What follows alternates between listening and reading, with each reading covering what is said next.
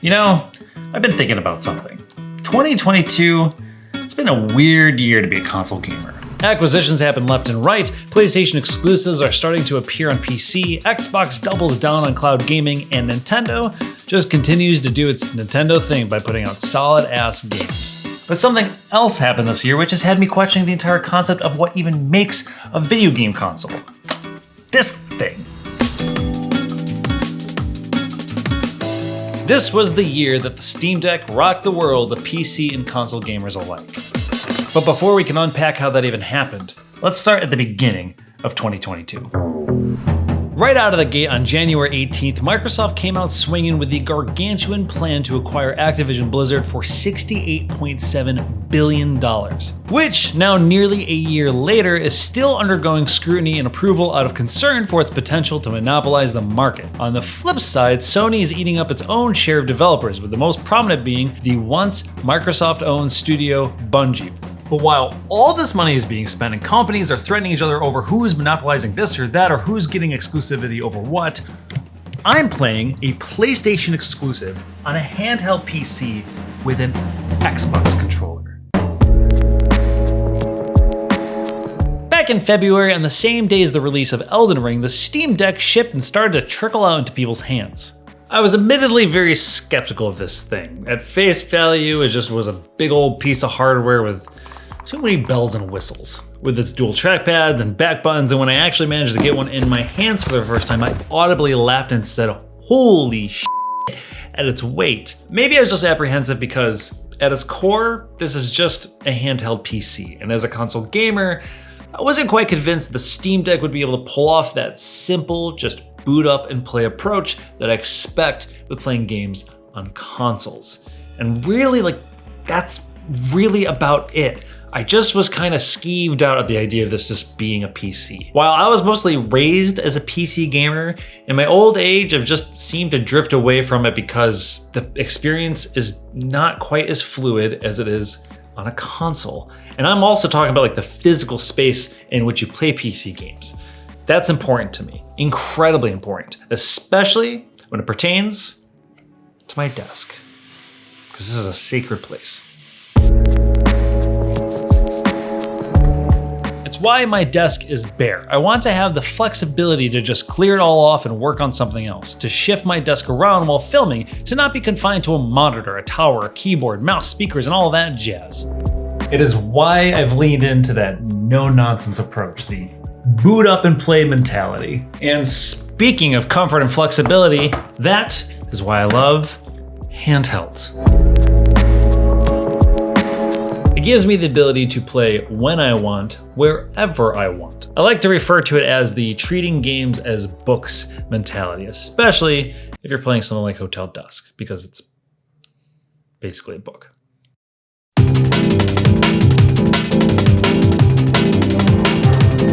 You can carry a book around with you, read bits here and there, between tasks, at night, in the morning, and so on. In fact, I found that I am far more likely to finish a game if I play this way, because gaming like this is more adaptable to my routine. So with that in mind, the Steam Deck seems like the ideal thing for me.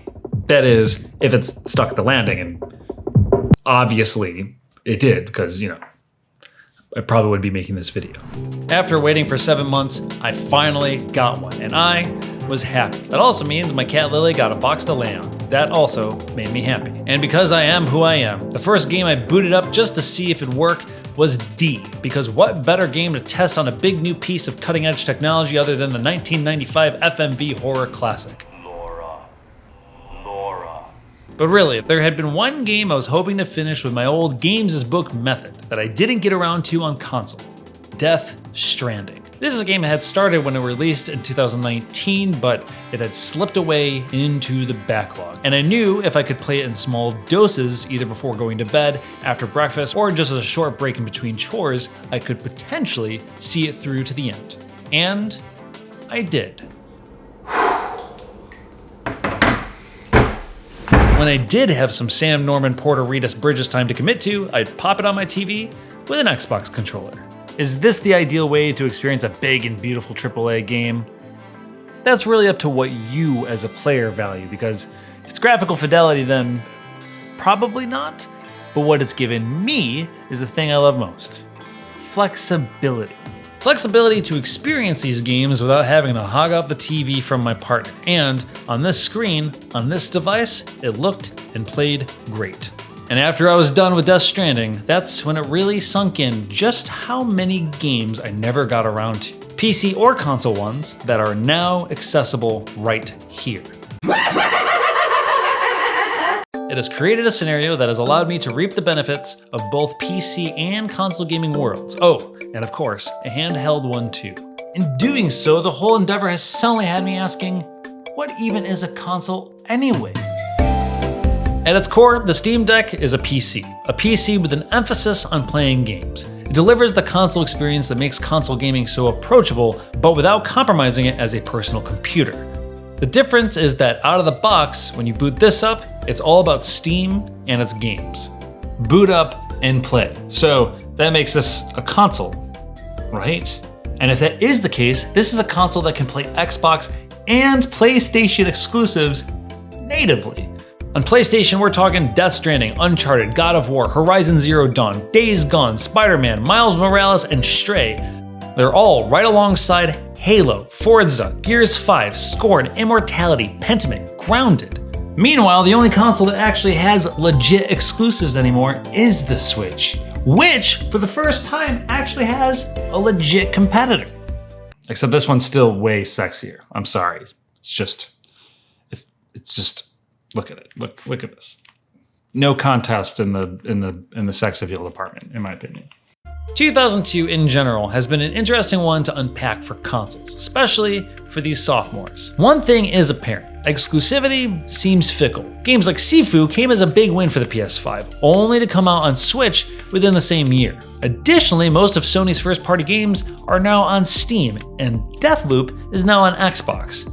On the other hand, despite Google Stadia fizzling out this year, Xbox continues to support cloud gaming, putting an emphasis on making more and more Game Pass games streamable to nearly any device. They even partnered with Logitech for its cloud-only handheld. We also saw Sony finally take a stab at their own version of Game Pass, rebranding its entire PS Plus structure and introducing the Game Catalog, a confusing competitor that features several different tiers, all of which give players something different. I've learned about it on 3 separate occasions, and I'm still unsure off the top of my head what tier gives you PS1 games. With all of that in mind, I feel like a broken record every single time I make one of these videos, but there has never been more choices or possibilities for us, the gamers, to decide how we want to play our games. And for someone like me, who is primarily a console gamer, I'm now playing once deemed PC-only games on a console. It's like a dream.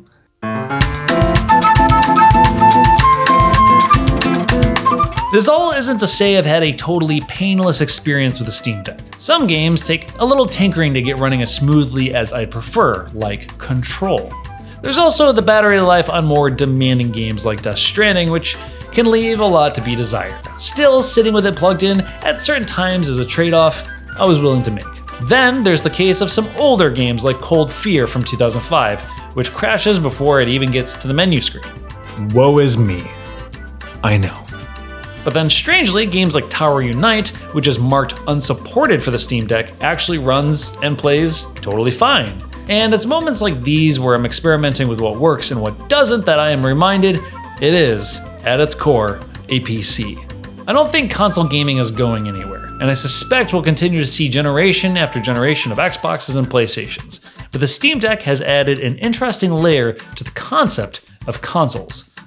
Will Sony and Microsoft change their strategies if the Steam Deck takes off in the mainstream zeitgeist? Who knows? Time will tell. Nonetheless, it's a layer that enables me, personally, to treat games as books, to boot up and play wherever I want, when I want. And in doing so, it has completely warped where I decide to buy my games, despite what they're exclusive to.